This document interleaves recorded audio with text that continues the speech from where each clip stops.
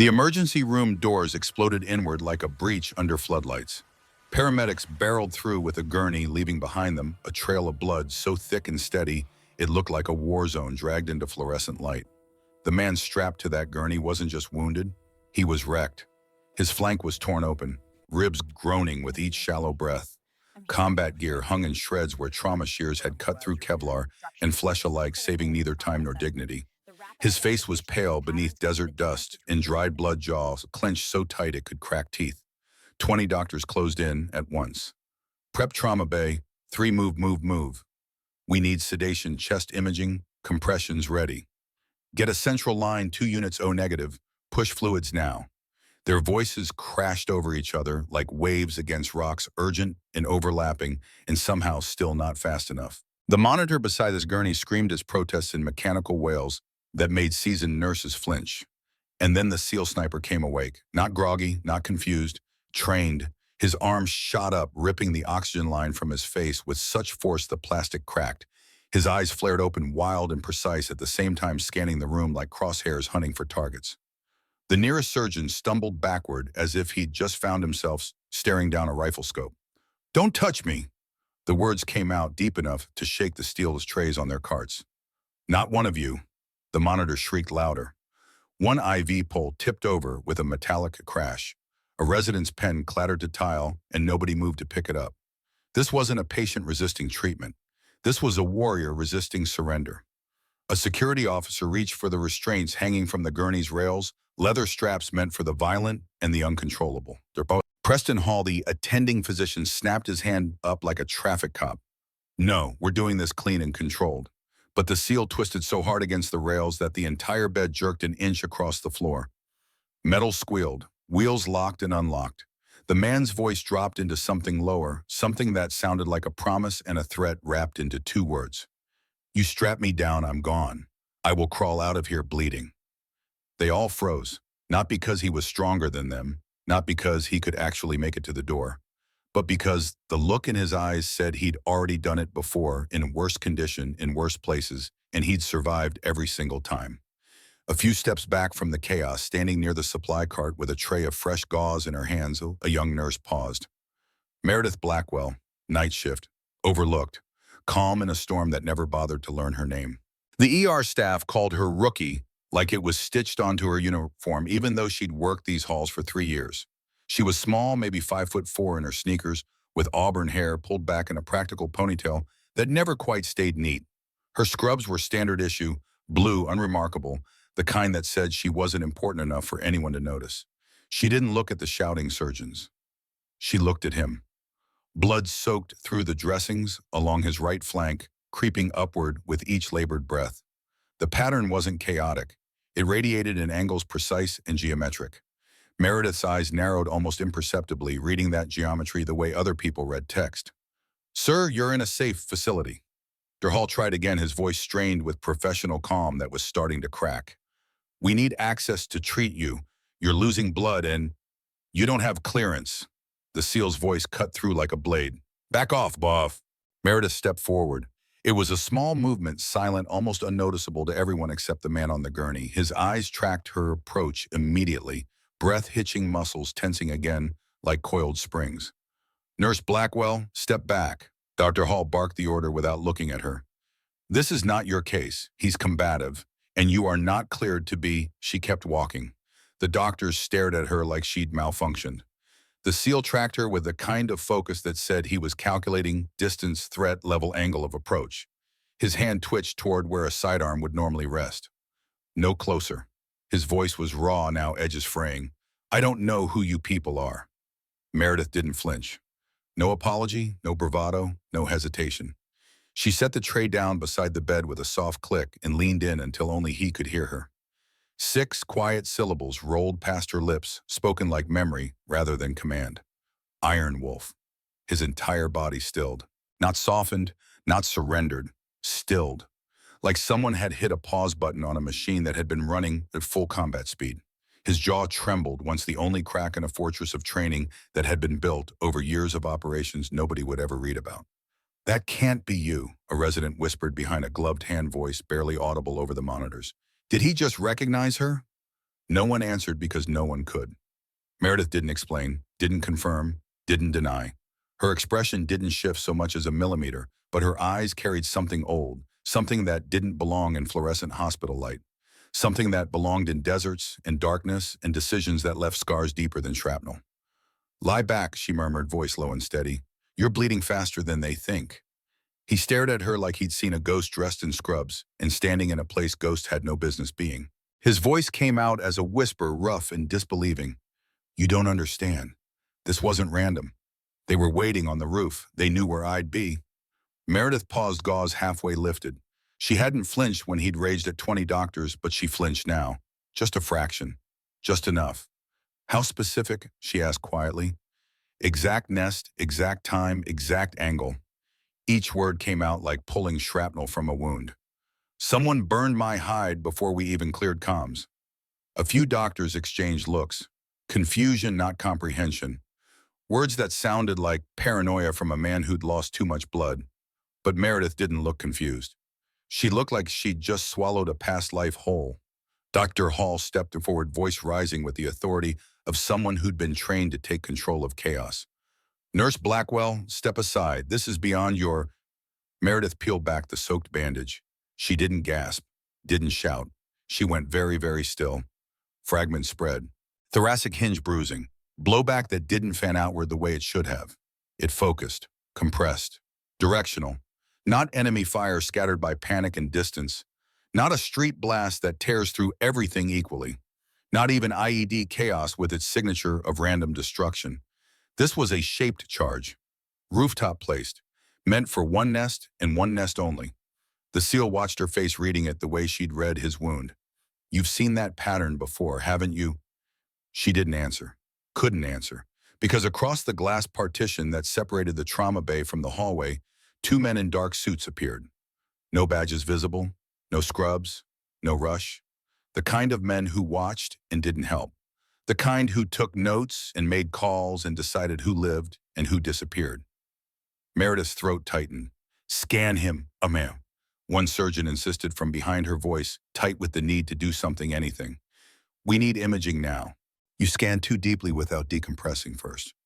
Meredith murmured, eyes still locked on the wound. "And you collapsed the lung you're trying to save." Heads turned, brows lifted. Nobody moved.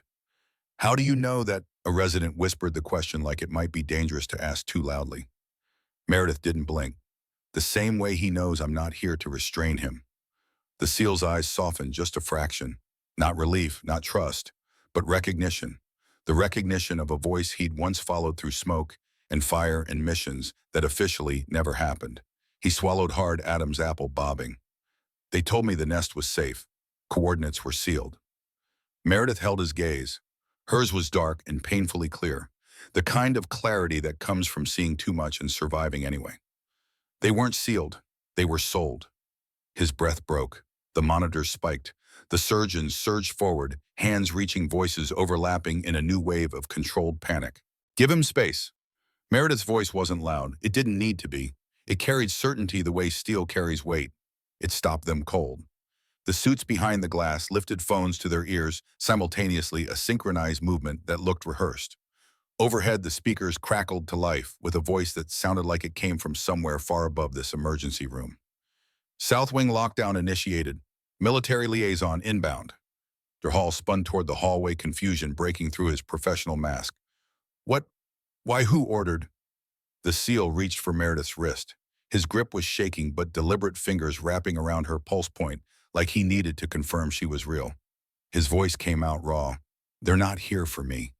She didn't have to ask who. She already knew. The ER lights hummed overhead, a sound that had always been there but suddenly felt too loud, too present, too aware. Monitors filled the silence between heartbeats with their mechanical counting. And for the first time since he'd been dragged through the automatic doors trailing blood and fury, the SEAL stopped resisting.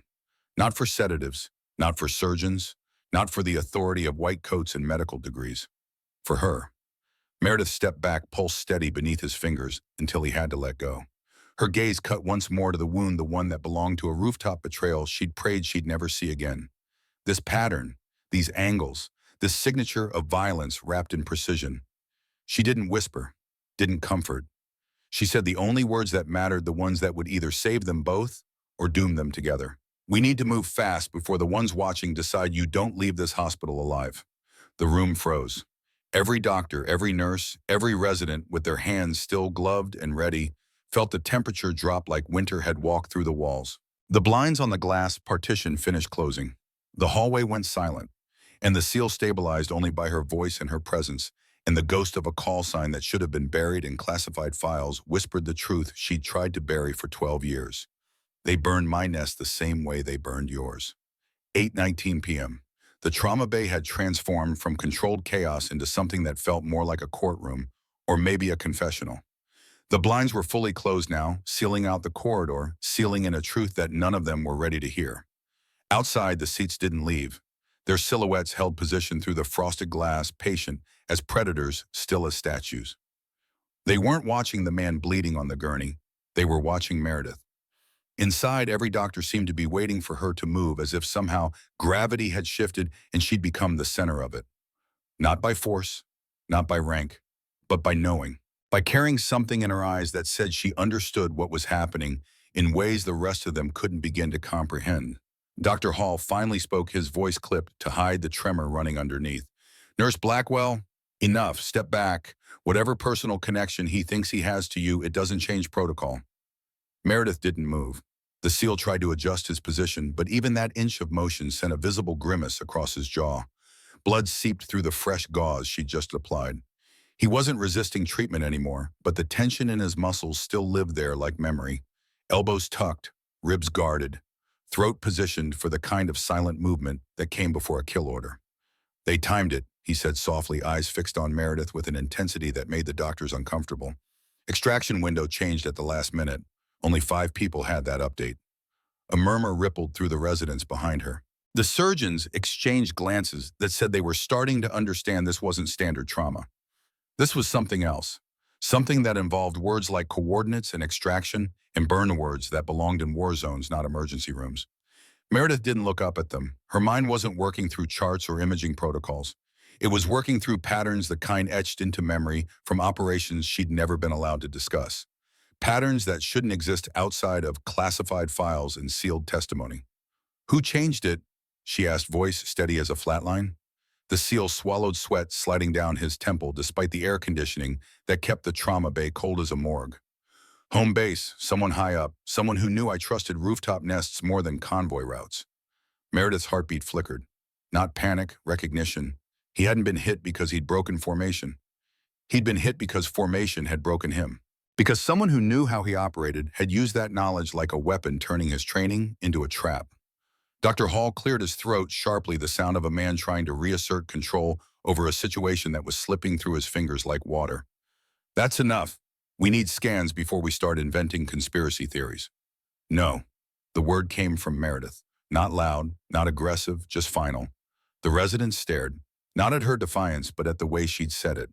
Without apology, without doubt.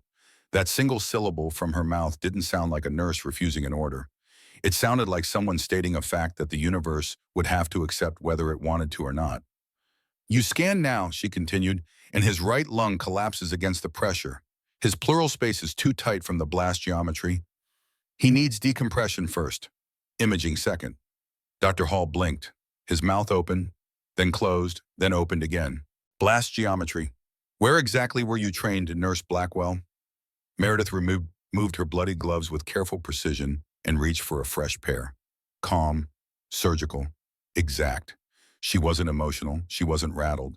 She was operating from an instinct older than this hospital, older than these fluorescent lights, older than the lie she'd been living for the past 7 years.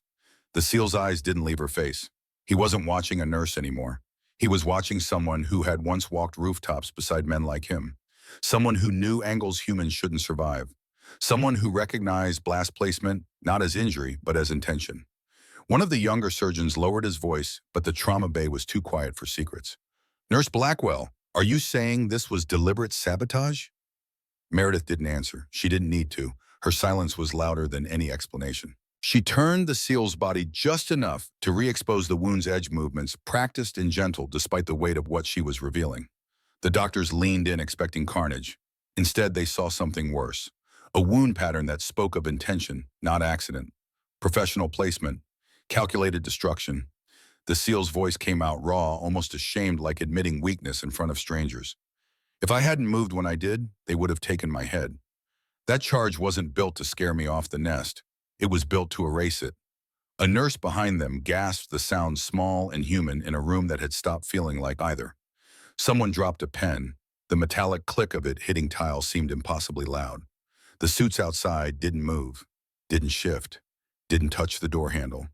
They just stood there watching through frosted glass like judges waiting for a verdict. Meredith spoke only to him now, voice dropping low enough that the others had to strain to hear. How did they know where you'd be? He didn't blink, didn't look away. I told you only 5 people. Only 5 had the coordinate update.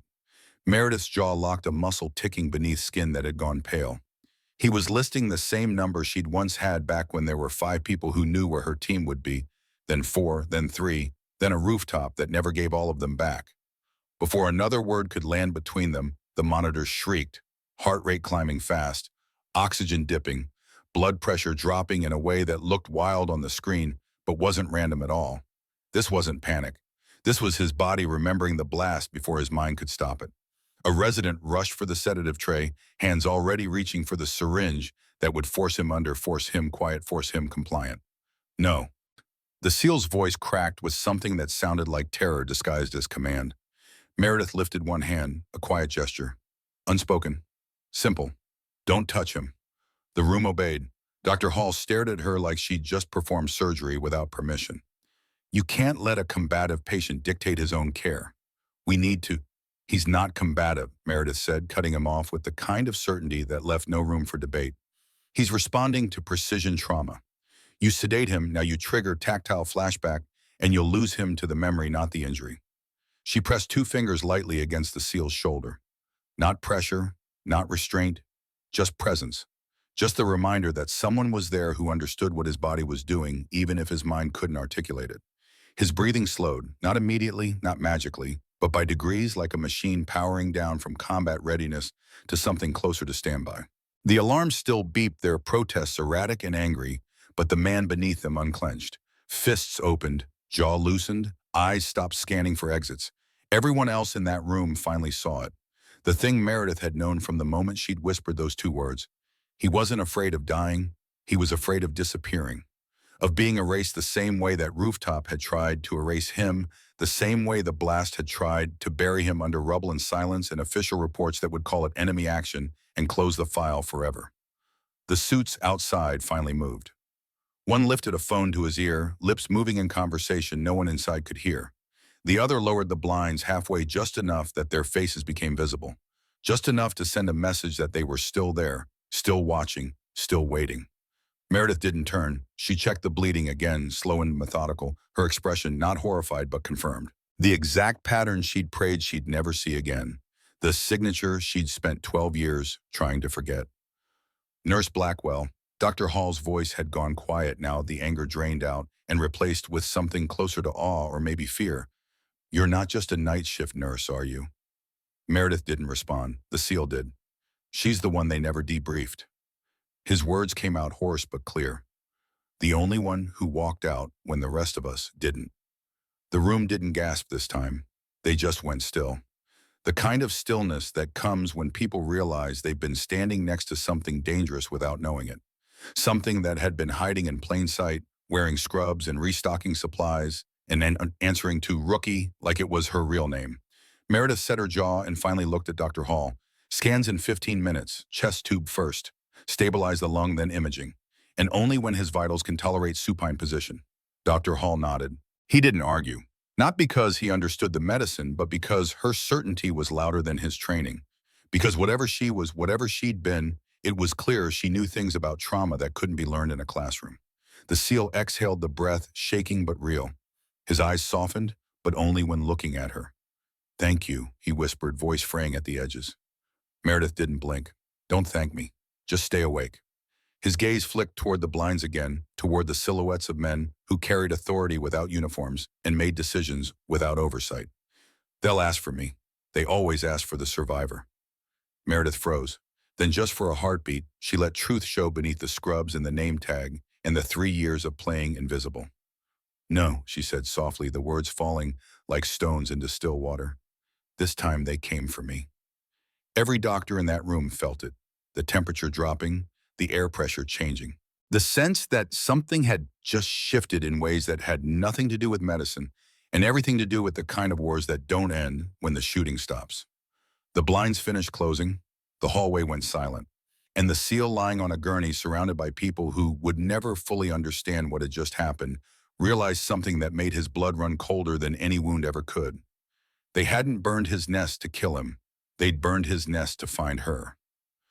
2 hours had passed since the doors closed. The trauma bay had settled into an uneasy quiet, the kind that felt less like peace and more like the breath held before an explosion. Wyatt Drake lay stabilized on the gurney chest tube, draining steadily vitals, climbing back towards something resembling normal. The immediate crisis had passed, but the larger one loomed like a storm on radar. Meredith hadn't gone home, hadn't even left the wing. She'd stayed moving through her shift with mechanical precision, restocking supplies that didn't need restocking, checking equipment that was already checked. The other nurses gave her space, sensing something they couldn't name, but knew enough not to approach.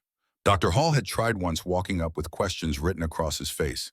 She'd met his eyes with such quiet intensity that the words died in his throat.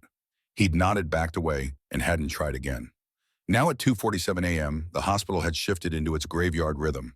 Skeleton crew, dim lights, the hum of machines keeping people alive while the world outside slept.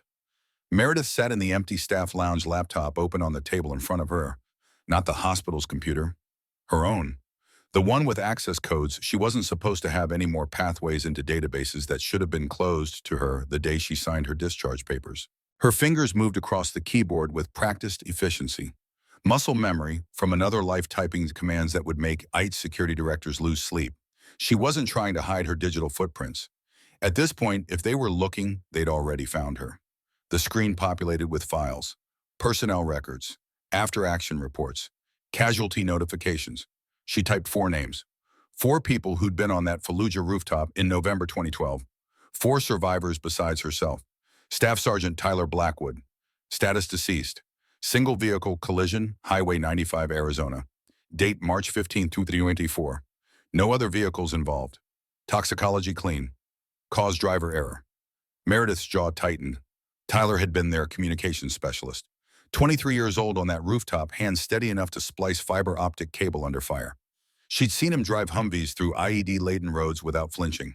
Driver error didn't fit. She clicked the next file. Corporal Madison Whitmore. Status deceased, apparent suicide. Single gunshot wound, self-inflicted. Date May 27, 2024. Service weapon, no note. History of PTSD treatment. Madison, Reaper. The nickname had come from her precision with a rifle, not her personality. She'd been the one who laughed hardest at terrible jokes, who sent care packages to her kid sister every month without fail. PTSD, yes, they all had it. But Suicide Madison had been planning to open a shooting range for veterans, had talked about it constantly. Meredith's fingers hovered over the keyboard before clicking again. Lieutenant Jackson Thornhill. Status deceased, overdose prescription medication. Date July 8, 2024. Accidental. Medical examiner ruled misuse of pain management drugs. No suspicious circumstances. Jackson. Their team leader on the ground that night. The one who'd argued with Major Graves about the mission parameters, who'd questioned why they were there at all. He'd gotten out, gone to law school, was working as a veterans advocate last she'd heard. And now he was dead from pills. One more name left. Her hands shook slightly as she typed it. Sergeant Derek Holloway. Status deceased. House fire. Date December 3rd, 2024. Electrical malfunction. Body recovered. Dental records confirmed identity. Derek, ghost. They'd called him that because he moved through rooms like Sonk, always somehow exactly where he needed to be. Fire investigations said electrical. But Ghost had been an electrician before enlisting. He'd rewired half the fob in Fallujah because the contractors had done it wrong. Electrical malfunction felt like a sick joke. 4 deaths, 4 different causes, 4 accidents spread across 8 months, all ruled non-suspicious by local authorities who had no reason to look deeper, no context to make them wonder if maybe these dots connected into something darker. Meredith leaned back in her chair, eyes burning from screen glare, and something that felt dangerously close to tears she wouldn't allow herself to shed. 5 survivors from that rooftop. Now just her and Wyatt, who'd been on the ground team when it collapsed, who she'd pulled from rubble while command screamed at her to leave him. This wasn't coincidence. This was house cleaning. Her phone buzzed against the table, the vibration obscenely loud in the silent lounge. Unknown number. She stared at it for 3 rings before answering. Blackwell? You're looking at files you shouldn't be able to access. The voice was male, calm, familiar. Agent Victor Kane. That tells me 2 things. Either you're very good at what you do, or someone wants you to find what you're finding. Meredith's grip tightened on the phone. 4 deaths in 8 months. All my team, all ruled accidental. I know. You knew and you didn't. Warn you, Kane's voice carried the weight of someone who'd made calculations she wouldn't like. Ms. Blackwell, until tonight you were nobody. A night shift nurse with a sealed file and a discharge that made you invisible. Warning you would have painted a target you didn't have. And now you're standing in a trauma bay with Corporal Drake, who whispered your call sign loud enough for 20 people to hear. Now you're visible. Now the same people who've been cleaning house know exactly where to find you. Meredith stood pacing to the window. Outside, Charleston slept under sodium lights and southern humidity. Normal, peaceful, oblivious. Who's doing this, she asked. Who has the reach to make 4 murders look like accidents across 4 states? Kane was quiet for a moment. When he spoke again, his voice had dropped to something that sounded almost like regret. How much do you remember about that night in Fallujah, the real mission, not the cover story? I remember everything. Then you remember what your team witnessed. Who was there? What was being traded? Meredith closed her eyes. She could still see it even through 12 years and all the distance she'd tried to put between herself and that rooftop. The compound below, the meeting. U.S. military officers in a room with men who wore no uniforms but carried authority like weapons. Crates being opened. Weapons systems that weren't supposed to exist outside of classified facilities changing hands with handshakes and smiles. Major Graves, she said. He was overseeing it. Major Graves, who is now General Nathaniel Graves. 3 stars, Joint Chiefs Advisor, oversees $80 billion in defense procurement annually, and 12 years ago he was running a black market pipeline that sold American weapons tech to the highest bidder. Meredith felt something cold settle in her chest. We documented it. We had photos, radio intercepts, serial numbers. All destroyed in the collapse. Graves made sure of it. The rooftop you were on wasn't hit by enemy mortars, Miss Blackwell. It was demo charges, planted by our own people. Time to erase any evidence and anyone who might testify. We survived, she said quietly. 5 of us made it out. Which is why he spent 12 years making sure that mistake gets corrected. Slowly, carefully. One accident at a time, spread out enough that no investigator would connect them. Kane paused. Until Drake. What does Wyatt have to do with weapons trafficking from 2012? Drake wasn't targeted because of Fallujah. He was targeted because he stumbled onto the same pipeline, still operating now bigger. He was carrying evidence of $4 billion in fraudulent defense contracts. Evidence that traces back to the same network Graves built. When we started connecting Drake's case to your old team, we realized we weren't looking at 2 conspiracies. We were looking at one that never stopped. Meredith pressed her forehead against the cool glass. He's been killing us to protect his operation. He's been killing you to protect his empire. And now that you've surfaced, now that you're connected to Drake in front of witnesses and hospital cameras and security logs, you're not a ghost he can erase quietly anymore. You're a problem that needs immediate solution. As if summoned by Kane's words, movement caught Meredith's eye in the parking lot below. 2 vehicles, dark SUVs with government plates pulling into spaces near the emergency entrance. 4 men emerged dressed in plain clothes but moving with the coordination that screamed federal or military or private contractor playing at both. I see them, she said. That's not us, Kane replied. FBI isn't there yet. Those are Graves cleaners. In a hospital, there are cameras, witnesses, protocols. Ms. Blackwell, these men have authorization that supersedes all of that. They'll walk in with credentials that say DoD flash badges that make administrators stand aside, and they'll take Drake into protective custody. Except he won't make it to any safe location, and if you interfere, will have a tragic accident sometime in the next 72 hours. Meredith watched the men enter the building, watched the way they moved casual but purposeful, like they owned every space they walked through. How long before they reach his room? 5 minutes, maybe less. I'm 30 minutes out with actual federal protection, but that's too long. You can't fight them alone. You're one person unarmed in a civilian hospital. They are trained operators with legal authority and lethal intent. Meredith was already moving phone pressed to her ear, laptop forgotten on the table. Then I guess it's time they learned why Iron Wolf was the only call sign that ever scared them. She hung up before Kane could argue, before he could give her orders she had no intention of following. Her mind shifted gears, slipping out of the careful neutrality she'd maintained for 7 years and back into the tactical clarity that had kept her alive through 2 tours. The hospital layout unfolded in her memory like a map. Wyatt was in recovery room 4B South Wing, 3rd floor. The cleaners would take the main elevator, confident, invisible, because authority was its own disguise. That gave her maybe 4 minutes. She moved fast through the corridors, not running, but walking with purpose that made the few night shift staff glance at her and then look away, sensing something that told them not to get involved. The storage closet on the 2nd floor was supposed to be locked, but Meredith had learned years ago that a properly bent paperclip could defeat hospital locks in under 10 seconds. Inside, she grabbed what she needed: syringes, sedatives that weren't tracked as closely as narcotics, scalpels, rubbing alcohol, a handful of items that looked medical but could become something else in the right hands. She'd been a combat medic, yes, but combat medics didn't just save lives. They learned human anatomy well enough to know exactly where to cut to disable without killing, where to strike, to immobilize, how to turn medical knowledge into tactical advantage when the situation demanded it. Room 4B was quiet when she entered. Wyatt was awake, staring at the ceiling with the look of someone who'd stopped, expecting sleep to come without nightmares. He turned his head as she entered, eyes focusing immediately. They're coming, aren't they? No question mark, just statement of fact. 4 men, downstairs now. They'll be here in 3 minutes. Wyatt started to sit up, grimaced at the pain but pushed through it. My gear is locked in hospital security. You can barely stand, you're unarmed, and you have a chest tube that'll drop you if you move wrong. Meredith was already repositioning his bed, angling it so anyone entering would have their back to the bathroom door. So you're going to let me handle this? Handle 4 operators? You're a nurse. I'm Iron Wolf. She said it simply, without bravado. And they're about to remember why that name was classified.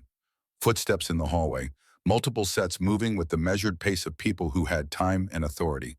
Meredith positioned herself in the bathroom door, cracked just enough to see through. She held a syringe in one hand, filled with enough propofol to drop a man in seconds. The door opened. 2 men entered first, sweeping the room with practiced efficiency, even though it was just a hospital recovery room with 1 wounded patient and standard medical equipment. They wore polo shirts and khakis, the universal uniform of federal agents trying not to look federal. Shoulder holsters visible if you knew where to look.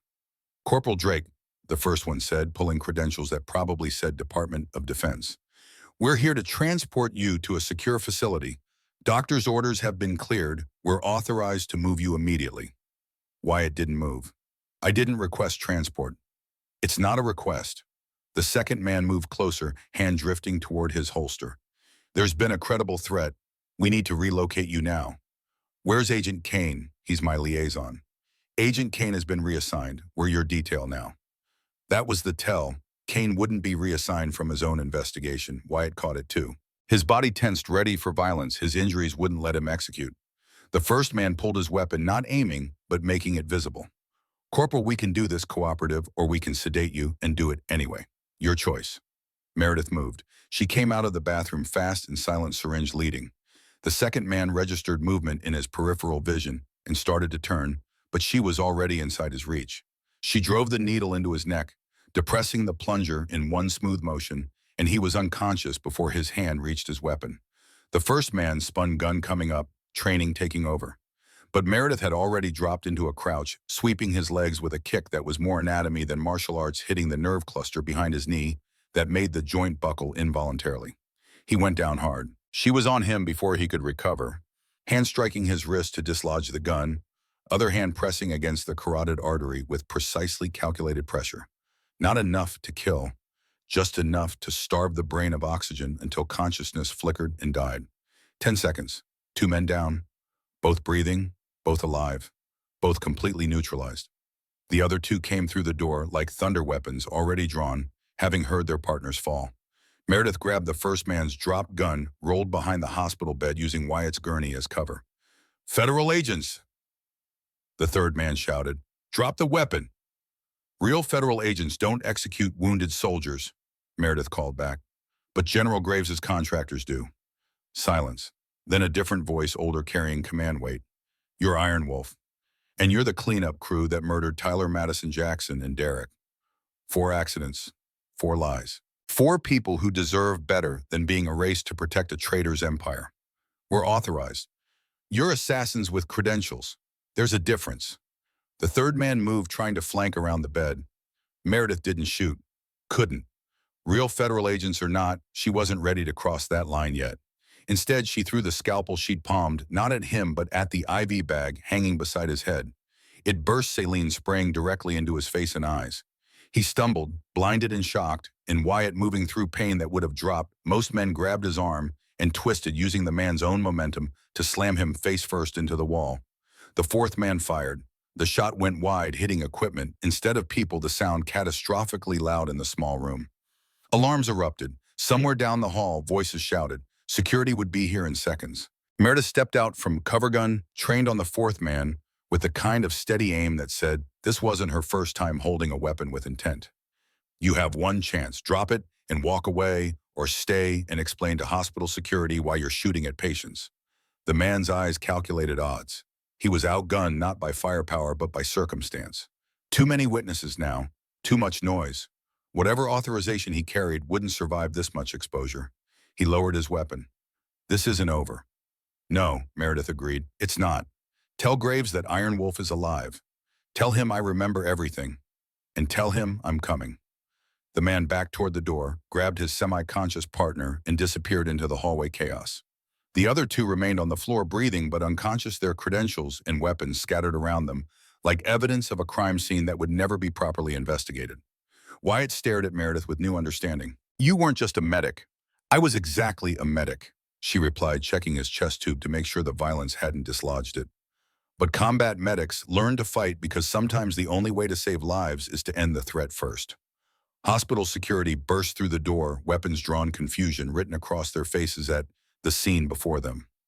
Dr. Hall was right behind them, taking in the 2 unconscious men, the discharged weapon, the overturned equipment, and Meredith standing in the center of it all with a gun in her hand that she calmly set down on the counter.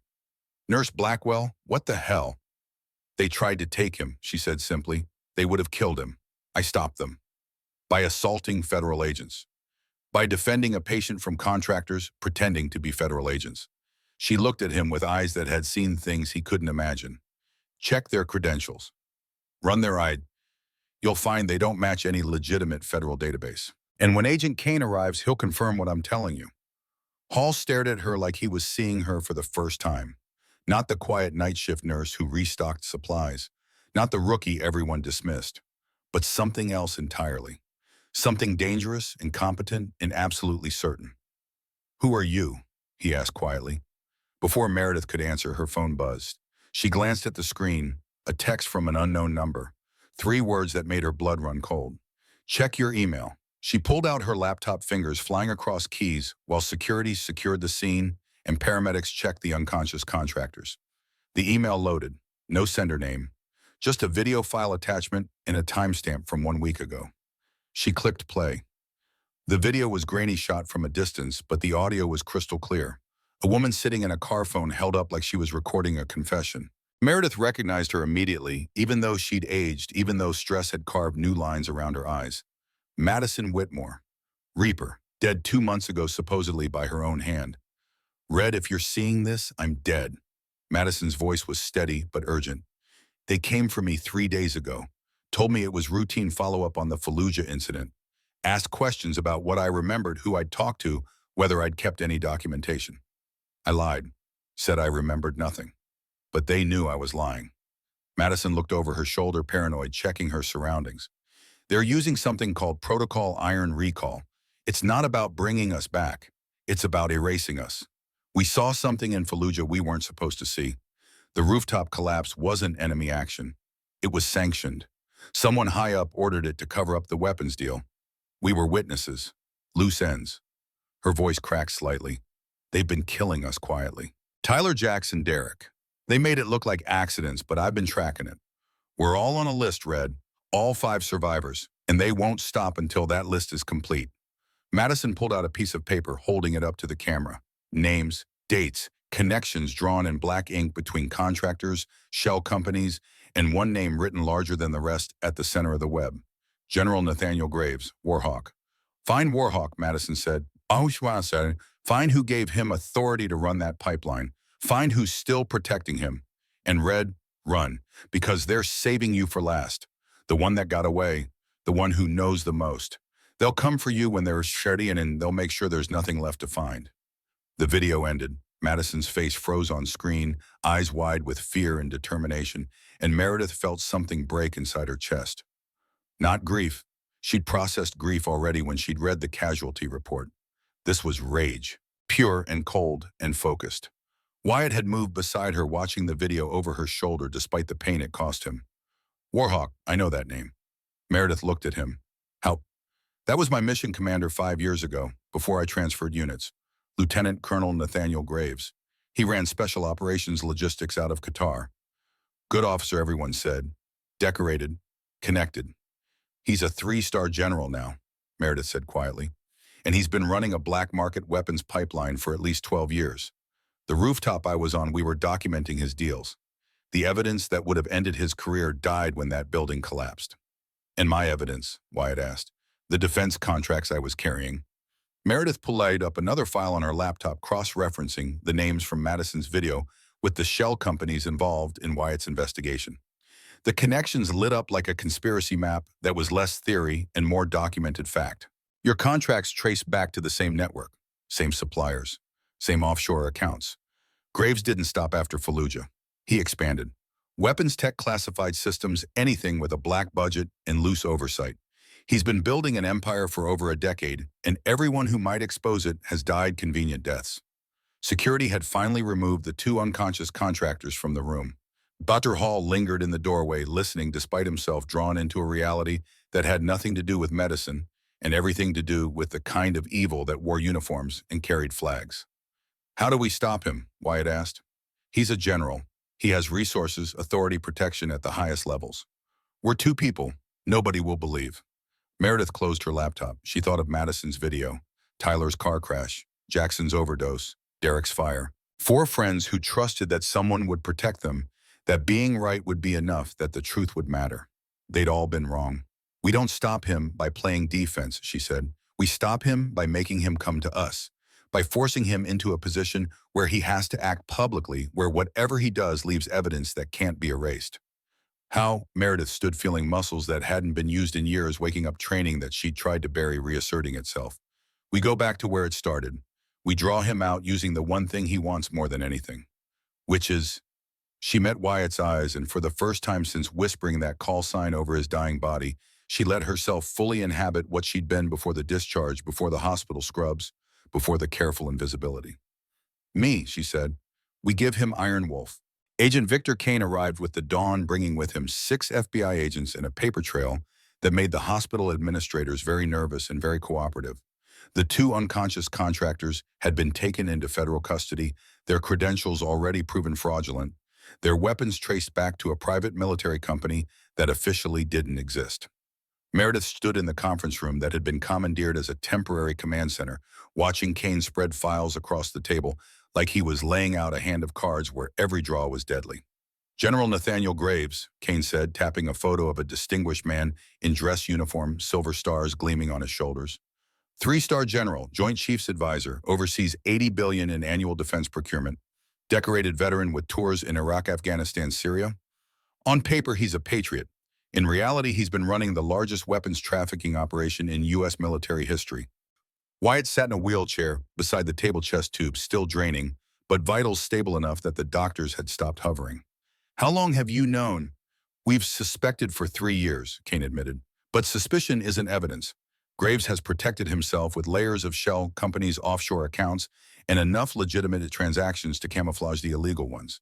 Every time we got close, witnesses disappeared or evidence was destroyed. We couldn't build a prosecutable case. Until now, Meredith said quietly. Kane looked at her with the expression of someone who'd calculated the odds and didn't like the answer, but couldn't find a better one. Until now, Drake's evidence, combined with your testimony about Fallujah, gives us the connection we need. 2 separate incidents, 12 years apart, same pattern, same commanding officer. That's not coincidence. That's conspiracy. It's also not enough to arrest a three-star general, Meredith replied. His lawyers will bury it in classified proceedings and national security claims. We need him on record. We need a confession. Which is why you want to use yourself as bait. Kane's voice carried disapproval that stopped just short of refusal. You surface publicly, connect yourself to Drake, and wait for Graves to come after you with enough force that he exposes himself. Yes, that's not a plan. That's suicide with extra steps. Meredith leaned forward, hands flat on the table. Madison Whitmore sent me that video a week before she died. She knew they were coming. She prepared evidence, documented everything, and it didn't save her because she was alone and hiding. I'm not going to hide.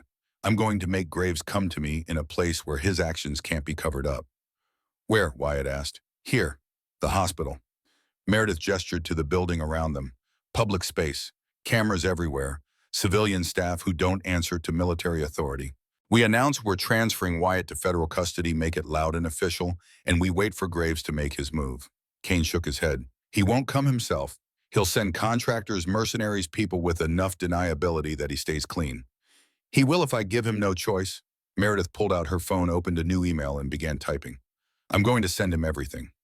Madison's video, photos from Fallujah that I kept against orders, names, dates, transactions. And I'm going to tell him that if anything happens to me or Drake, it all goes public. Automatic upload to every major news outlet.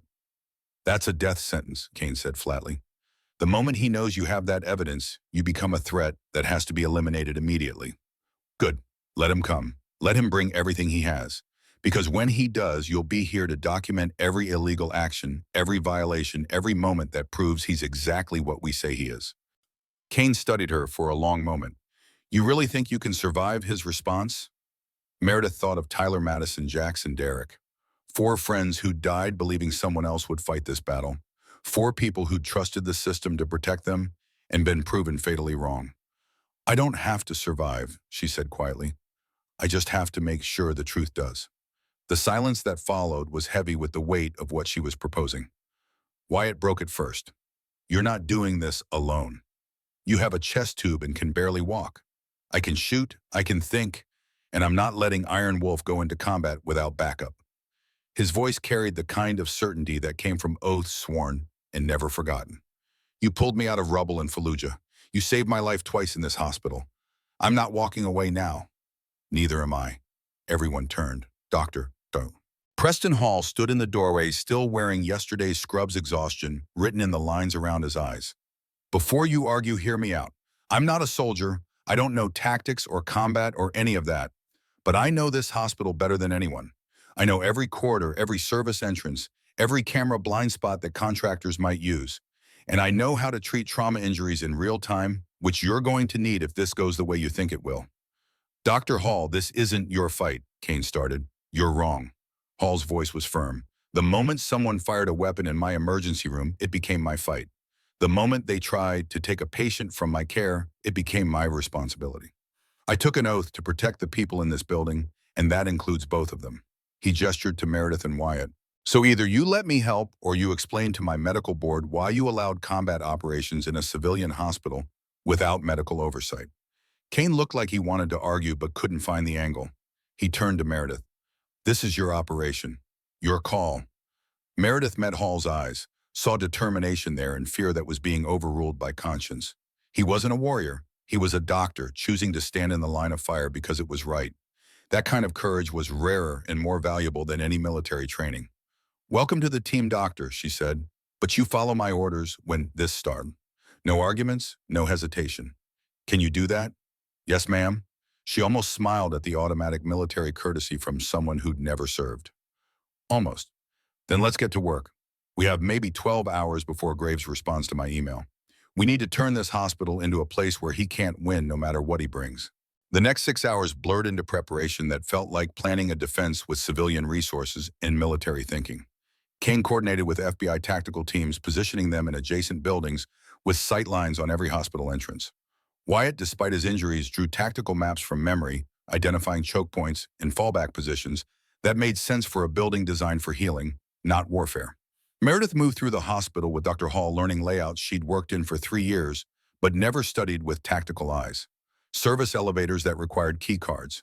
stairwells with doors that locked from the inside, supply closets that could become defensive positions, the parking garage with its multiple levels and limited access points. If they come with a full team, Hall said as they walked the third-floor corridor, how many are we talking about? Graves won't send a team, he'll send an army. Meredith paused at a window overlooking the parking lot. He spent 12 years building his operation.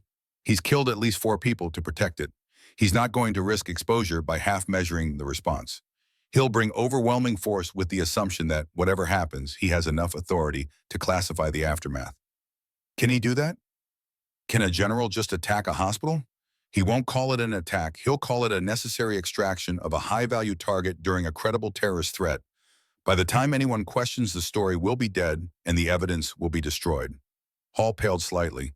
And Kane, the FBI, will serve as witnesses and deterrent. Graves can't just eliminate federal agents without triggering an investigation even he can't control. So he'll try to separate us, first isolate us from protection, then claim whatever happens was justified response to hostile action. How do we stop that? Meredith turned from the window. We don't let him separate us. We stay visible, they stay public, and we make sure every action he takes is documented. Modern warfare isn't won by who shoots first. It's won by who controls the narrative afterward. Her phone buzzed, email notification. She opened it knowing before she read it what it would say. From ngraves at .mail.mil. Subject negotiation. Ms. Blackwell, I received your message. Before this escalates beyond repair, I'd like to speak with you privately. Officer to officer. Professional courtesy. You name the place. I'll come alone. Perhaps we can find a solution that doesn't require more bloodshed. Respectfully, General N. Graves. Meredith read it twice, parsing the subtext. Officer to officer meant he was acknowledging what she'd been. Professional courtesy meant he was offering a deal. Come alone meant he wanted her isolated. Solution meant he'd already decided what that solution was, and it ended with her dead. She showed the email to Kane, who joined them on the 3rd floor. He read it and cursed quietly. He's trying to separate you from protection. He's trying to end this quietly before it becomes public spectacle, Meredith corrected, which means our strategy is working. He's rattled. Rattled men make desperate decisions. Good, I want him desperate. Desperate means mistakes. She typed a response, each word chosen like placing stones on a board. General Graves, I appreciate the offer, but I learned in Fallujah not to trust your definition of negotiation. If you want to talk, you're welcome to come to St. Augustine Medical Center. 3rd floor, public space, lots of witnesses. Bring your lawyers if it helps you sleep. We both know how this ends. The only question is whether you walk into federal custody voluntarily or get dragged there. Respectfully, Iron Wolf. She hit send before Kane could argue. Now we wait. For what? Him to accept your invitation. For him to reject it and come anyway, but on his terms and his timeline. Probably tonight when the hospital is understaffed and civilian presence is minimal. He'll bring contractors, overwhelm security, and try to make it look like we were the aggressors. Kane pulled out his phone, making calls that would position more federal presence around the hospital. Wyatt wheeled himself over, face tight with pain he was pushing through. If he comes tonight, I need to be mobile. This wheelchair makes me a liability. You move too fast and you reopen everything we just stabilized, Hall interjected. But I can give you a mobility harness, something that stabilizes the chest tube and gives you range of motion without compromising the drainage. How long? Give me 2 hours. Wyatt nodded. Meredith recognized the look in his eyes. The acceptance that pain was temporary, but failure was permanent. The willingness to trade physical suffering for tactical advantage. It was the same calculation every combat soldier made, the same math she'd done 100 times in the field. The day crawled forward with agonizing slowness. Hospital staff went about their routines, oblivious to the preparation happening around them. Patients received care. Surgeries were performed. Life continued with the blind momentum of normalcy, while underneath a different reality assembled itself piece by piece. FBI agents cycled through in civilian clothes, mapping the building, establishing communications protocols. Kane brought in additional resources, surveillance equipment that could document everything, lawyers who specialized in military law and could counter whatever legal authority Graves claimed. At 6:00 p.m., the hospital started its evening shift change. Fewer staff, quieter corridors, the transition from day to night when visibility dropped and attention wandered. At 6:47 p.m., Meredith's phone buzzed. Text message, unknown number. He's moving. 12-vehicle convoy left Fort Jackson 30 minutes ago. ETA, your location 22 minutes. This is bigger than we thought. He's bringing a full tactical unit. Kane appeared at her shoulder, reading the message over her arm.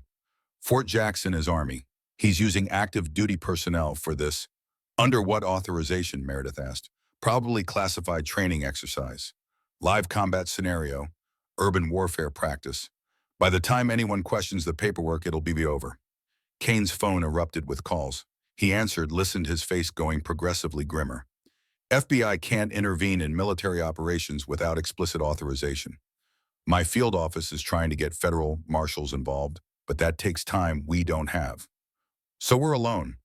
No, you have me and 6 agents in this building, but against a full tactical unit with military authorization? Kane didn't finish the sentence. He didn't have to. Wyatt rolled up wearing the harness Hall had fabricated, a combination of medical support and tactical rigging that looked like it belonged in a combat medic's nightmare but functioned. How many? 12 vehicles, Meredith said. Figure 4 to 6 per vehicle. Could be 70+ operators. Against 8 of us. Wyatt checked the pistol Kane had reluctantly provided him. I've had worse odds. Never, but there's a first time for everything. Despite everything, despite the fear and the certainty of violence coming, Meredith almost laughed. Dark humor was how soldiers processed impossible situations. It was how they stayed functional when logic said they should be terrified. Dr. Hall, she said, pulling the physician aside, last chance to walk away. What's coming through those doors isn't healthcare. It's war. Hall's hands were shaking, but his voice was steady. I'm staying. Someone needs to keep you all alive long enough to testify. Then lock down the 3rd floor. Emergency protocols. Nobody in or out except through controlled access. Move all patients to the East Wing away from the main entrance. And get every staff member you trust to start documenting everything. Phone cameras, security feeds, anything that records. We need evidence of what happens next. Hall nodded and moved off, issuing orders that got immediate compliance because hospitals were built on hierarchies, and he was the attending physician. Within 10 minutes, the 3rd floor had transformed. Patients relocated, non-essential staff evacuated, doors secured. Meredith stood at the main nurses' station, the central position that offered sightlines down 3 corridors and access to the stairwell. Kane's agents had positioned themselves at strategic points, armed but trying not to look like an occupying force. Wyatt anchored the east corridor using a supply cart as both cover and concealment. The hospital settled into an uneasy quiet, the kind that felt like breathing between storms. At 7:09 p.m., the power went out. Emergency generators kicked in immediately, but for 3 seconds, the building was pitch black. In that darkness, Meredith heard the sound of vehicles arriving. Doors opening, boots on pavement, the orchestrated movement of trained personnel executing a planned operation. When the lights came back, they were dimmer emergency lighting that cast everything in harsh shadows. Kane cursed. They cut main power. That's not improvisation. They had time to scout this. How long were they planning this? Wyatt asked. Since the moment I sent that email, Meredith replied. Maybe longer. Maybe he's been planning how to eliminate Iron Wolf for 12 years and just needed me to surface. The main stairwell door burst open. Not subtly, not with any pretense of medical emergency. It crashed inward with the force of a breaching ram, and 6 operators in full tactical gear poured through. Body armor, helmets, rifles, the uniform of federal action with no identifying patches. No unit designations, nothing that said who they were or what authority they claimed. Federal action in progress, the lead operator shouted. All personnel evacuate immediately. This building is under quarantine protocols. It was a lie wrapped in official language designed to scatter civilians and isolate targets. Kane stepped forward, badge raised. FBI, this hospital is under federal protection. You need to identify your commanding officer and authorization.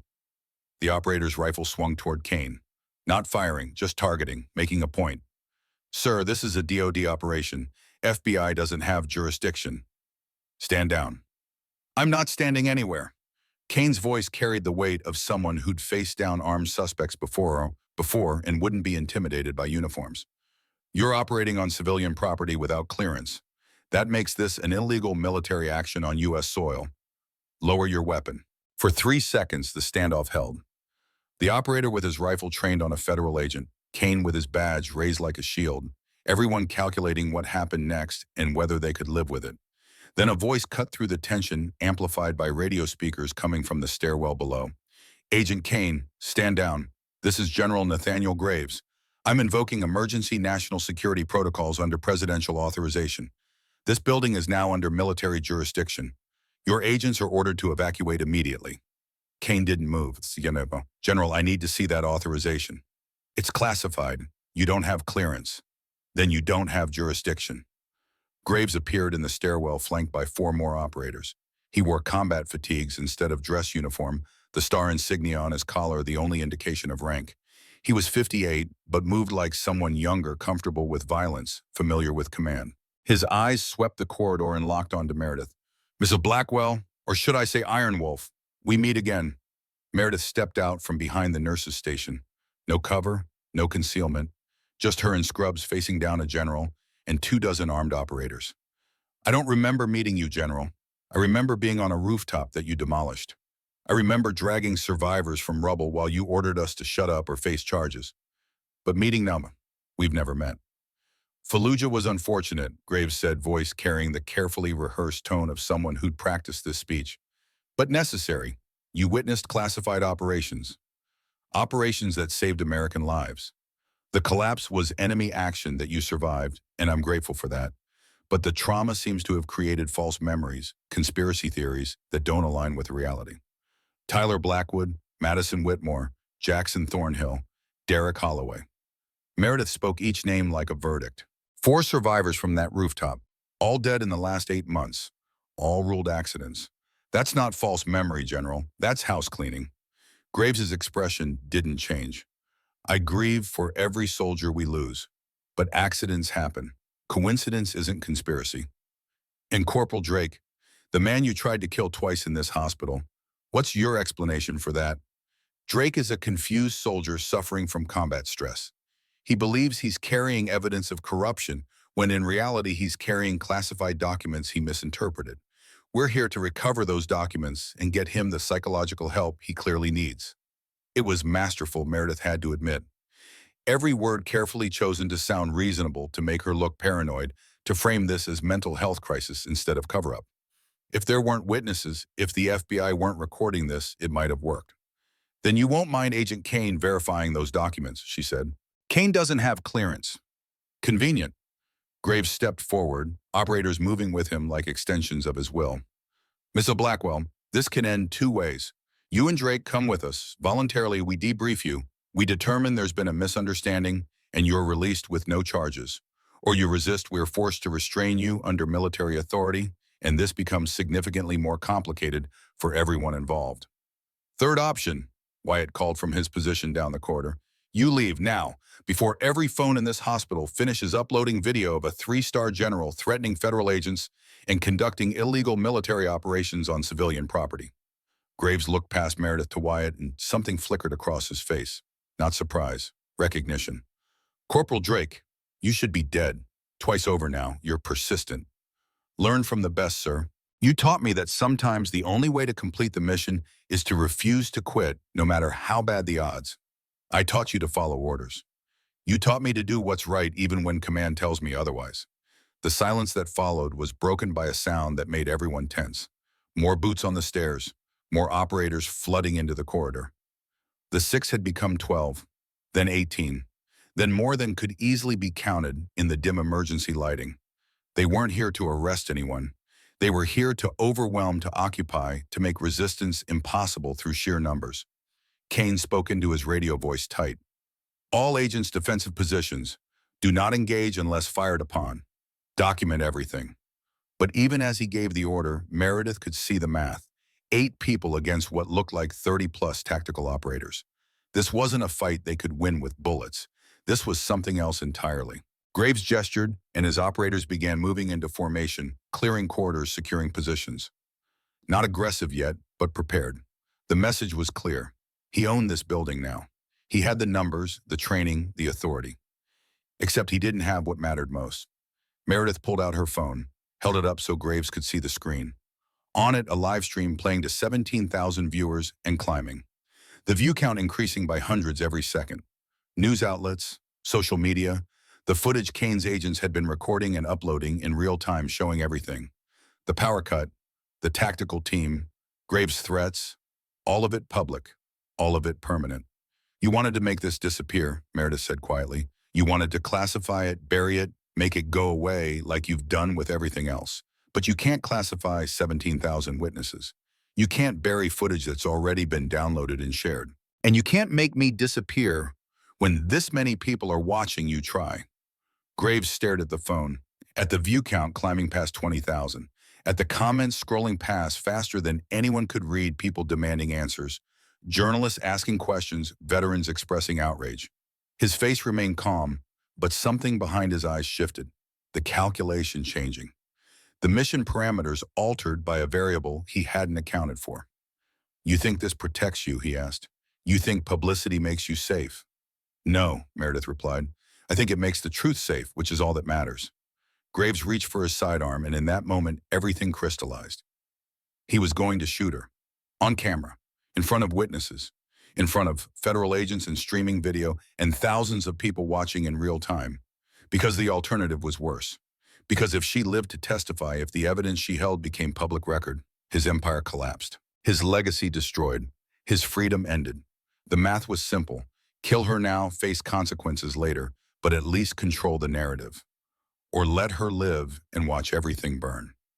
His hand closed around the grip of his weapon, and Dr. Preston Hall stepped between them. The physician wasn't armed, wasn't trained, wasn't anything except a man in scrubs who'd taken an oath to protect life and meant it more than he'd ever meant anything before. General, Hall said, voice shaking but clear, you pull that weapon, you're not just killing a nurse. You're killing a witness, a federal investigation, and your own career. On camera, in front of 25,000 people. Is that really how you want this to end? Graves looked at Hall like he was seeing him for the first time. Seeing the cameras. Seeing the agents with their own phones recording. Seeing the impossible position he'd put himself in by coming here with overwhelming force, but no legal standing. Stand aside, doctor. No, sir, I won't. I'm ordering you. You're not my commanding officer. You have no authority in this hospital. And you're about to commit murder on live stream unless you make a different choice right now. The hand on the weapon loosened, not releasing but hesitating. Graves looked at Meredith past Hall's shoulder, and for the first time since entering the building, she saw something other than cold calculation in his eyes. She saw fear. This isn't over, he said quietly. Yes, Meredith replied. It is. You just don't know it yet. Graves gave a hand signal. His operators began withdrawing, moving back toward the stairwell in organized formation. The general himself was the last to leave, pausing at the threshold to deliver one final assessment. You think you've won. You've only delayed the inevitable. The people I work with, the systems I'm part of, they're bigger than both of us. You can expose me, destroy me, put me in prison, but the operation continues. The pipeline continues, and everyone who knows too much eventually disappears. Iron Wolf, it's just a matter of time. Then he was gone, boots echoing down the stairwell, tactical team vanishing like smoke. The silence they left behind was deafening. Kane immediately started issuing orders, coordinating with FBI teams outside to detain anyone they could, to secure evidence, to begin the process of building a case that couldn't be buried. His agents moved with renewed purpose, documenting everything, collecting shell casings that hadn't been fired but served as evidence of threat. Wyatt sagged against the wall, the harness holding, but his body finally admitting the cost of staying upright through combat readiness. Hall moved to stabilize him, checking vitals, adjusting the chest tube with practiced efficiency. And Meredith stood at the nurse's station phone, still in her hand, watching the view count climb past 40,000 as the live stream continued, broadcasting the aftermath. People were already dissecting what they'd seen, demanding investigations, calling representatives, creating momentum that no classification order could stop. You did it, Kane said, appearing beside her. You forced him into a position where attacking you would destroy him worse than any testimony. That was brilliant. That was desperate, Meredith corrected. And it's not over. He's right about one thing. The people he works with won't stop because one general got exposed. This is bigger than Graves. Then we go bigger. FBI, DOD, Inspector General, congressional oversight. We turn this into the kind of investigation that can't be contained. How long will that take? Kane hesitated. Months, maybe years. People could die in that time, more loose ends, more accidents. What do you suggest? Meredith looked at the phone in her hand, at the thousands of people watching, waiting to see what happened next. At the power of publicity that had saved her life, but wasn't enough to end the threat permanently. I suggest we don't wait for the system to protect us. I suggest we make ourselves too valuable to kill. She looked at Kane. Every name in Madison's files, every transaction, every shell company, every contractor. We release it all. Public record. Total transparency. They can't erase what everyone already knows. That's classified information. Releasing it would be a federal crime. So is murder. So is weapons of trafficking. So is demolishing a building with U.S. soldiers inside. I'd rather face charges for exposing crimes than die quietly while they continue. Kane studied her for a long moment. You know I can't officially support that decision. I know.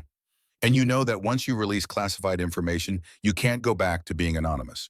You'll be visible for the rest of your life, a target, a symbol, a person who can never disappear again.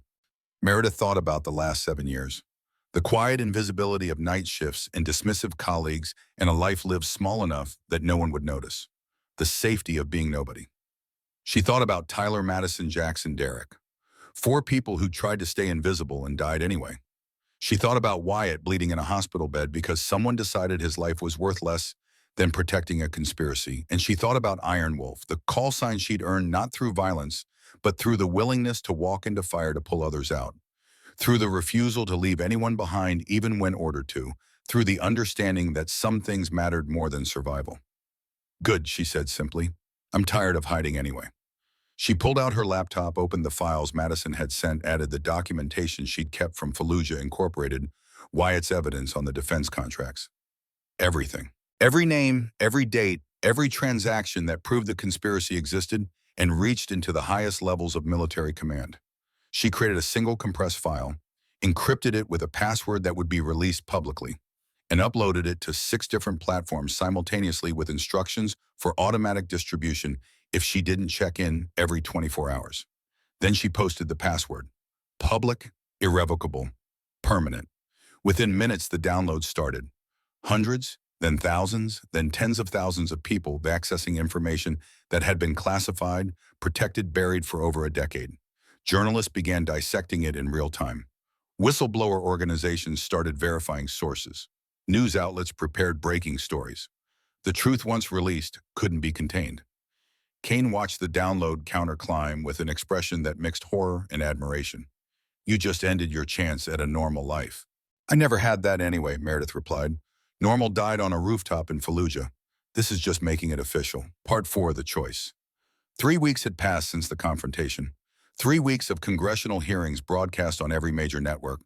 3 weeks of journalists dissecting files that Meredith had released, tracing connections that went deeper than anyone had imagined. 3 weeks of watching General Nathaniel Graves transform from decorated war hero to the face of military corruption on a scale that made previous scandals look like accounting errors.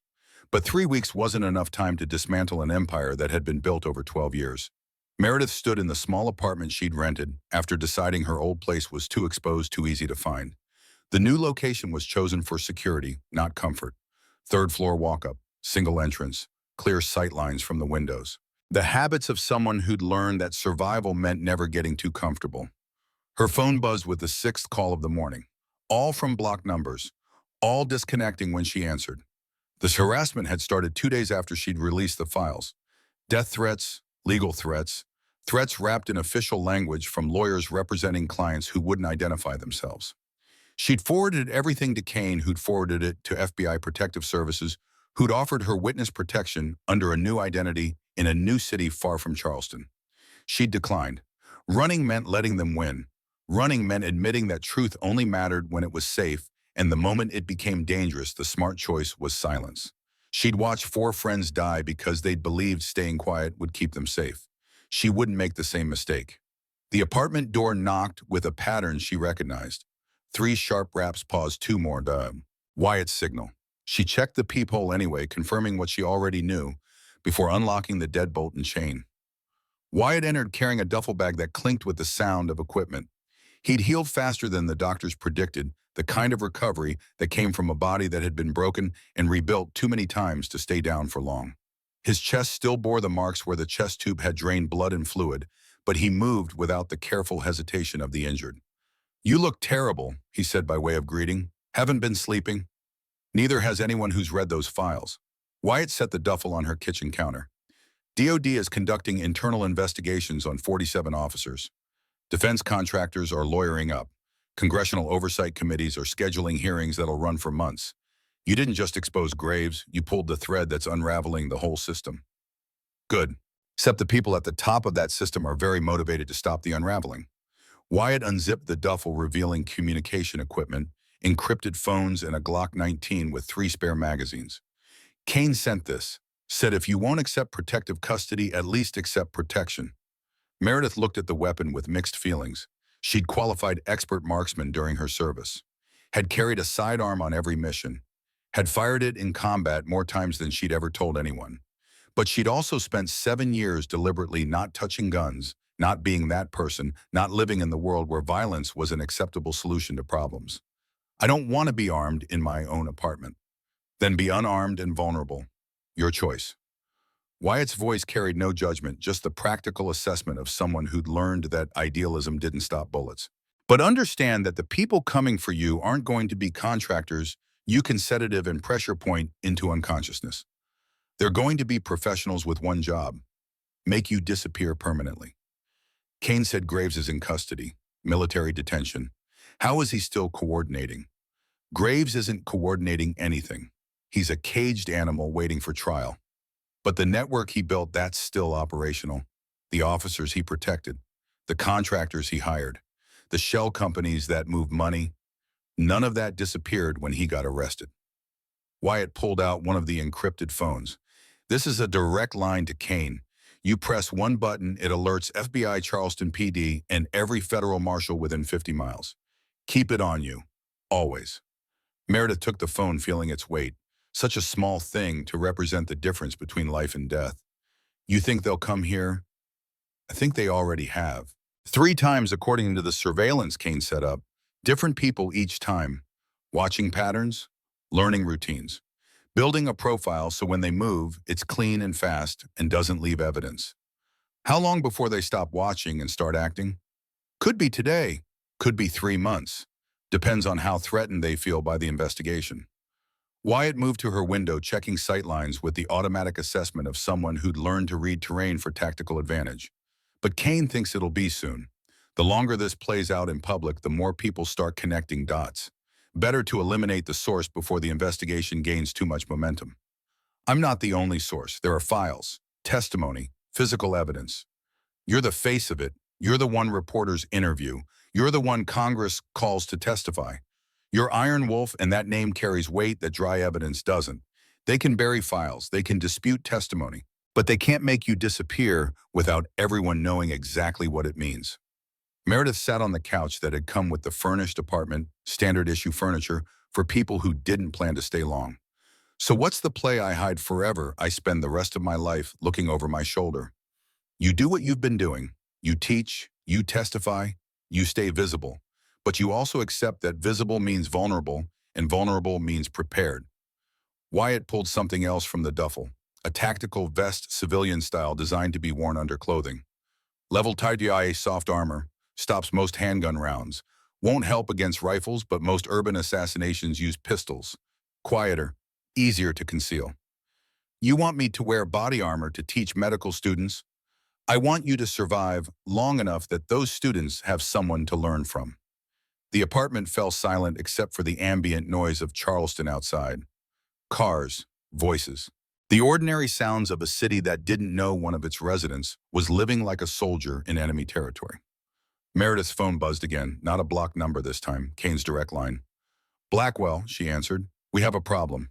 Kane's voice was tight, the tone of someone delivering bad news he wished he didn't have to share. Judge Harrington just ruled that half the evidence in the Graves case is inadmissible. Classified information obtained through unauthorized access. Fruit of the poison tree. That's not possible. The files were, stolen from classified databases using access codes you weren't authorized to have anymore. Graves' defense team argued that everything derived from those files is tainted, and Harrington agreed. Meredith felt something cold settle in her stomach. How much of the case does that affect? Almost all of it. Without the files, we have Wyatt's testimony about the defense contracts and your testimony about Fallujah. But both of those are circumstantial without the documentation to back them up. Harrington is saying we can't use illegally obtained evidence to prosecute no matter how damning it is. So Graves walks, not walks. But his lawyers are already talking plea deals, reduced charges, maybe 5 years instead of life, maybe administrative discharge instead of court-martial. Maybe, maybe he gets away with murder because the evidence proving it was obtained the wrong way. Meredith's voice was flat. That's what you're telling me? I'm telling you that the legal system has rules, and sometimes those rules protect the guilty. I'm sorry, Meredith. We're not done fighting this. There are other avenues, but I need you to understand that the case isn't what it was 3 weeks ago. She hung up without responding, sat staring at the phone in her hand like it was a foreign object she'd never seen before. Wyatt was watching her with the expression of someone who'd just witnessed something break that couldn't be easily repaired. What happened? The judge threw out the evidence. Graves is going to get a plea deal, 5 years maybe, maybe less. She looked up at him. We did everything right. We exposed him. We brought the truth to light. And he's still going to win. He's going to prison. That's not winning. 5 years for 12 years of weapons trafficking and 4 murders. That's close enough. Meredith stood pacing the small apartment like a caged animal. Tyler, Madison, Jackson, Derek. They died for nothing, because the evidence that proves why they died can't be used in court. It can be used in the court of public opinion. Everyone knows what Graves did. Public opinion doesn't put people in cells. It doesn't stop the pipeline. It doesn't protect the next person who stumbles onto classified corruption and becomes a loose end. She grabbed her jacket. I need air. Meredith, you can't just... I'm going for a walk around the block. I'll take the phone. I'll be careful. She was moving toward the door, needing to be anywhere except this apartment with its tactical gear and body armor and the constant reminder that she'd won the battle but was losing the war. Wyatt caught her arm, not restraining, just contact. Don't do anything stupid. Define stupid. Anything that involves confronting Graves or his lawyers or anyone connected to this case without federal supervision. Meredith met his eyes, saw the concern there and the understanding. The recognition that she was standing on a knife edge between doing what was smart and doing what felt necessary. I'm just going for a walk. Okay, but take this. He pressed the Glock into her hand, just in case walking turns into something else. She almost refused, almost handed it back and walked out unarmed because carrying a weapon meant accepting that violence was a possibility she needed to prepare for. But Wyatt's expression stopped her. The look of someone who'd seen too many people die because they'd prioritized principle over pragmatism. She took the gun, checked the chamber, holstered it at the small of her back under her jacket. Then she left before she could change her mind. Charleston in early afternoon was humid and bright, the kind of weather that made tourists happy and locals resigned. Meredith walked without destination, letting her feet choose direction, while her mind processed the reality that everything she'd sacrificed might not be enough. She'd given up anonymity, safety, the quiet life she'd built over 7 years. And for what? A reduced sentence for a man who'd ordered the deaths of at least 4 people, and probably more. A legal system that protected the guilty because the evidence proving their guilt had been obtained improperly. Her phone buzzed. Text message from an unknown number. You did your best. Sometimes the system fails. Sometimes the bad guys win. That's not your fault, but what happens next can be. Choose wisely. She stared at the message. No name, no indication who sent it. Just advice that felt like a warning wrapped in concern. Another message appeared before she could respond. Graves is being held at Fort Jackson military detention. Transport to federal court happens every Monday and Thursday for proceedings. Route is classified but predictable. 3-vehicle convoy, minimal security because nobody expects an attack on U.S. soil against a man already in custody. Meredith's grip tightened on the phone. This wasn't advice. This was an invitation. Someone was giving her the information she'd need to intercept Graves. To do something outside the legal system that the legal system couldn't accomplish. A third message, you're not the only person he destroyed. You're not the only one who wants justice. And you're not the only one who understands that sometimes justice and legality aren't the same thing. The choice is yours, but know that others are watching. Others are ready. All you have to do is say yes. She should call Kane. Should report this immediately as conspiracy to commit violence against a detained suspect. Should be the responsible person who trusted the system even when the system failed. Instead, she typed a single word. When the response came within seconds. Thursday, Route 17 near the Ashley River Bridge, 2:30 p.m.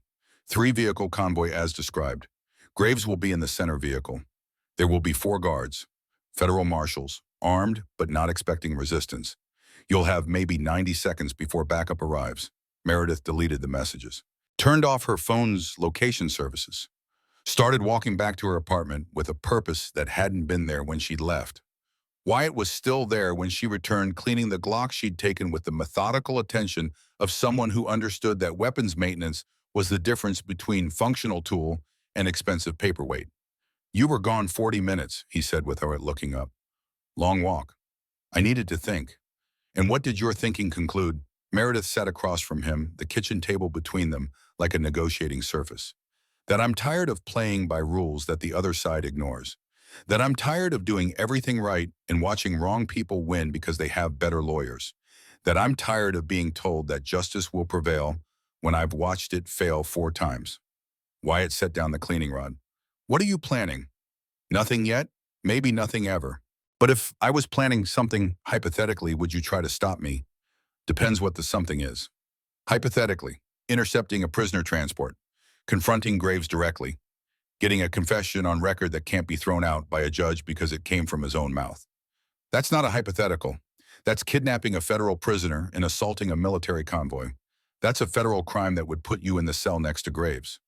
Wyatt's voice was calm, stating facts without judgment. "Is it worth it? 4 dead friends, a weapons pipeline that's still operational, a general who'll serve 5 years and walk out with his pension intact." Meredith met his eyes. "You tell me if it's worth it." "I can't tell you that. Only you can make that call." Wyatt reassembled the Glock with practiced efficiency, each piece clicking into place with mechanical certainty. "But I can tell you what happens after.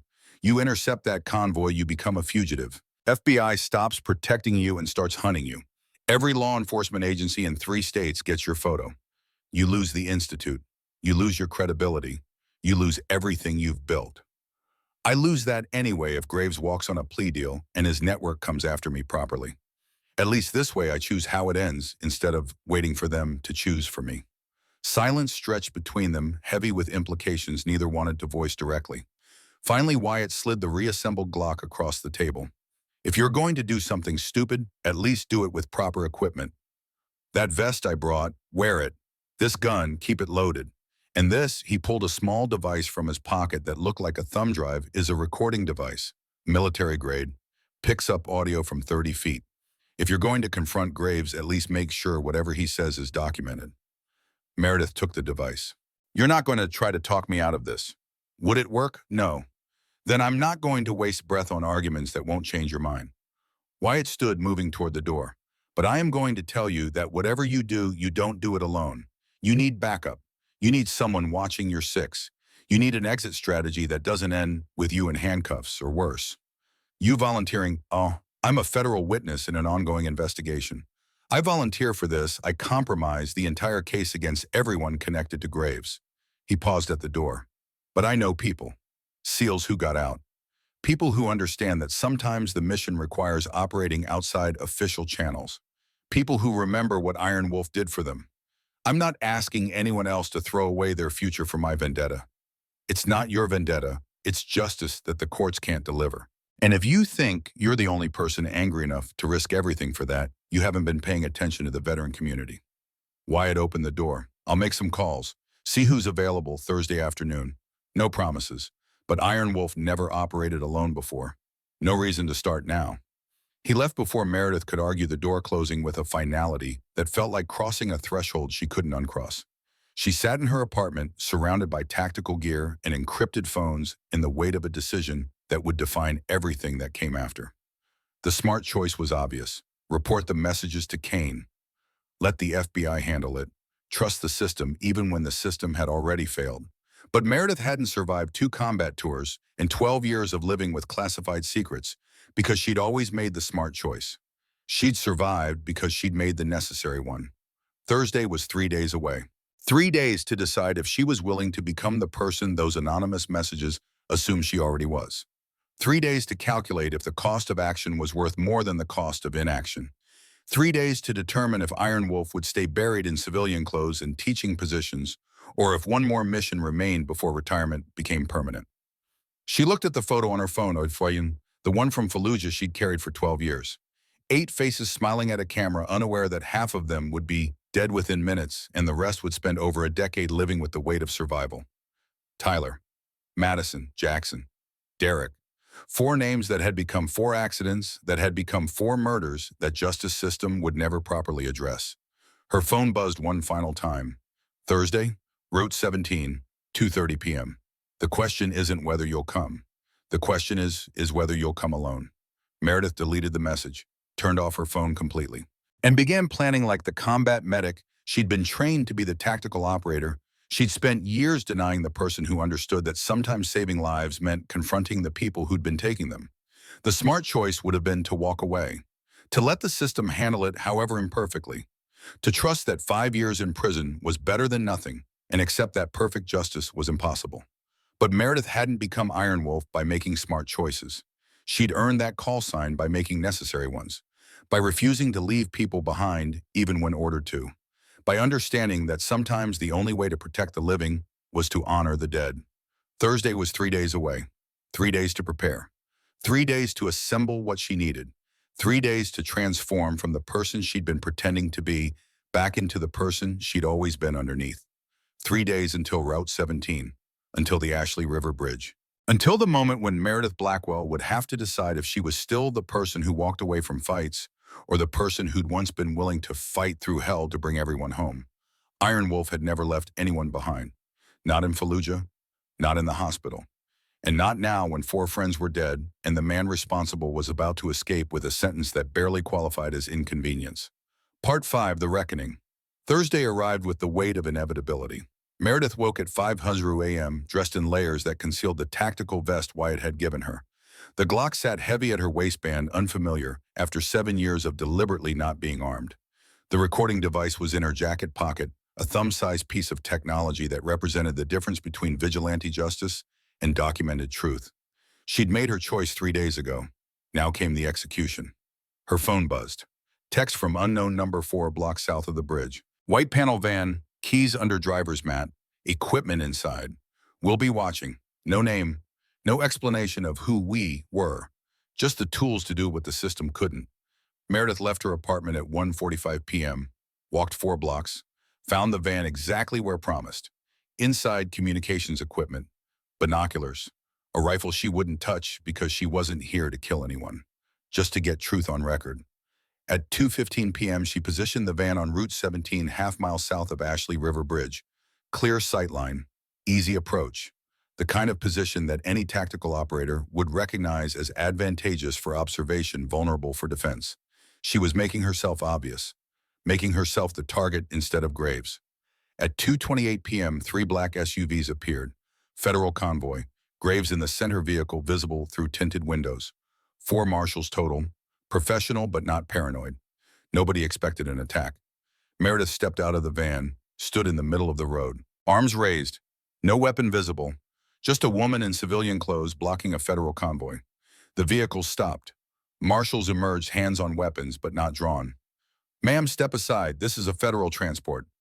"I know who you're transporting," Meredith said, voice carrying, "and I know he's about to walk on a plea deal that makes a mockery of justice." The center vehicle's door opened. General Nathaniel Graves stepped out, still in civilian clothes, but carrying himself like he wore stars.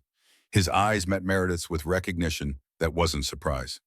"Ms. Blackwell, I wondered when you'd do something stupid." "Not stupid, necessary." She pulled out the recording device, held it up. "You're going to tell me the truth, on record, about Fallujah, about Tyler, Madison, Jackson, Derek, about Wyatt, about all of it." Graves actually smiled. "Or what, you'll shoot me in front of federal marshals. That's not justice, that's murder. And you're not a murderer, Iron Wolf. You're a medic. You save lives." "I saved lives by stopping the people taking them." Meredith's hand moved toward her waistband. The marshals tensed. "But you're right. I'm not here to kill you. I'm here to give you a choice." "What choice?" "Tell the truth now on this recording and I walk away. The public gets justice even if the courts can't deliver it. Or refuse and I release evidence that will destroy everyone in your network. Not just you, everyone. Your partners, your handlers, the people protecting you from above." Graves's expression shifted. "You already released the files." "I released 60%. The rest names of senators, Pentagon officials. CIA handlers who authorized your pipeline. People so far up that prosecuting them would require political will nobody has. She met his eyes. But I will burn it all down if you don't give those 4 people the acknowledgement they deserve. Silence. The marshals looked at each other uncertain. This wasn't in their protocols. Graves studied her for a long moment. Then quietly, "You're willing to become a fugitive. Destroy your institute. Throw away everything you built for 4 dead soldiers. For the truth," Meredith's voice was steady, "because if I don't fight for it, who will?" Graves looked at the recording device, at the marshals, at the empty road that suddenly didn't feel as empty anymore. He was a general. He recognized tactical positions, and he recognized when he'd been outmaneuvered. "If I do this," he said slowly, "you walk away. No more investigations, no more releases, done. No, you do this, and I let the courts handle what they can handle. But the truth becomes public. People deserve to know what you did." Another long silence. Then Graves straightened and something shifted in his posture. Not surrender. Confession. Fallujah, November 2012. Your team witnessed a classified weapons transfer. I was running a pipeline selling American military technology to allied forces that we couldn't officially support. Black budget, no oversight. The rooftop your team was on had clear sightline to the exchange. You documented it, photographed it. That made you witnesses we couldn't afford. Meredith kept the recorder steady. So you collapsed the building. I gave the order. Demo charges on the support structure. Time to look like enemy mortar. Your team died because they saw something they shouldn't have. That's the truth. And the 4 survivors, Tyler, Madison, Jackson, Derek, Graves's jaw tightened. They died because they kept asking questions. Because 12 years later, they still knew enough to connect the dots if anyone started investigating. So yes, I ordered them eliminated. Accidents, suicides, overdoses, whatever looked natural. Wyatt Drake. Drake stumbled onto my current operation. Defense contracts, same pipeline, different decade. He had to be stopped. The attack on his position was my order. The hospital attempt was my order. All of it. The recorder captured everything. Graves' voice, his confession. The admission that 4 murders were ordered, that a rooftop was demolished, that the conspiracy went exactly as deep as Meredith had said. "Why?" Meredith asked quietly. "Why tell me this now?" Graves met her eyes. "Because you already know. Because the courts will protect me with technicalities. Because at least this way history knows what I did. And maybe," he paused, "maybe I'm tired of lying about it." Meredith turned off the recorder, stepped back. "Marshal, take him in, and note that this confession was voluntary. No coercion, no threats, just truth." The head marshal, who'd been listening to everything with growing horror, nodded slowly. "Ma'am, I need to ask you to come with us for statement. I'll be at the FBI field office in 2 hours. Agent Kane knows how to reach me." Meredith turned, walked back to the van, drove away before anyone could stop her. The recording was already uploading to secure servers. Cloud backup. Multiple locations. The truth preserved and distributed where it couldn't be destroyed. 2 months later, General Nathaniel Graves pled guilty to 17 counts. The voluntary confession on Route 17 had changed everything. His lawyers couldn't dispute his own words. The evidence that had been thrown out became corroborating detail rather than foundation. Life imprisonment without parole. 47 other officers took plea deals. The pipeline was dismantled. The shell companies dissolved. And the oversight reforms meant that similar operations would face scrutiny they'd never encountered before. Meredith testified before Congress one final time, played the recording, watched senators who'd been protecting Graves suddenly discover they'd never supported him, watched accountability flow upward in ways she hadn't believed possible. The Blackwell Combat Medicine Institute thrived, expanded. Dr. Hall's medical ethics course became mandatory for military transition programs. Wyatt's tactical perspective shaped how trauma medicine was taught across civilian hospitals. And Meredith taught, every day. 30 students became 60. 60 became hundreds over the years. Each one learning not just medicine, but the weight of moral choice, the cost of silence, the necessity of speaking truth even when systems failed. She stood at the window of the Institute's main building, watching a new class practice triage scenarios. Behind her on the wall, the photographs remained. Tyler, Madison, Jackson, Derek. Their memorial not in stone, but in the generations of medics who learned their names, their story, their sacrifice. Her phone buzzed. Message from Tyler's sister. Thank you, again, always. Meredith replied simply, he mattered. They all mattered. That's what I promised. She put the phone away and returned to the classroom. Students waiting, knowledge to pass on, a legacy built not on revenge, but on the refusal to let truth die with those who'd been killed for knowing it. Iron Wolf had never left anyone behind, and in the end that meant refusing to leave behind the truth itself. The war was over, not because she'd won every battle, but because she'd fought the one that mattered most. The battle to make sure silence didn't equal victory, that darkness didn't equal safety, that those who died for knowing too much weren't forgotten for the convenience of those who'd killed them. She taught that lesson every day, and every student who learned it became another guardian of memory, another voice against forgetting another person who understood that sometimes the most important medicine wasn't what healed bodies, it was what healed truth.